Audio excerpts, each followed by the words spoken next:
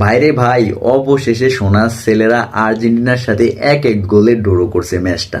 আসলে ভাই বুঝতে পারতাছি না, সেদিনকে ব্রাজিলের সাথে 4 গোল খাওয়ার পরে আজকে মনে হয় বাংলাদেশের একটু ক্ষোভ চাচ্ছে যে আর্জেন্টিনার দিয়ে সেই ক্ষোভটা পূরণ করবে। কিন্তু সেখানে দেখেন আর্জেন্টিনাকে 1-1 গোলে সমতায় রাখছে। কিন্তু বাংলাদেশ একটা কাজ করছে যে ভাই 2টা গোল দিছিল, কিন্তু সেখানে অফসাইড হয়েছিল।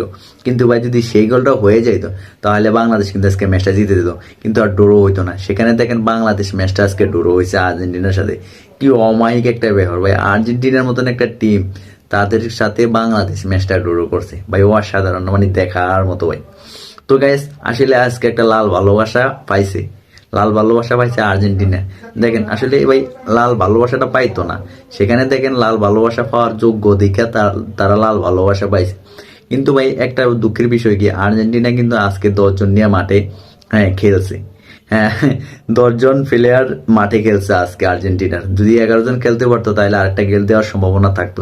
সেখানে দেখেন বাংলাদেশ টিম আজকে আর্জেন্টিনার সাথে ম্যাচটা ড্র করছে ভাই, আসলে ভাই খুবই ভালো লাগছে। দেখেন বাংলাদেশের মতন একটা টিম আর্জেন্টিনার সাথে ম্যাচ ড্র করে, আসলে ভাই শুই না দেখে খুব ভালো লাগছে।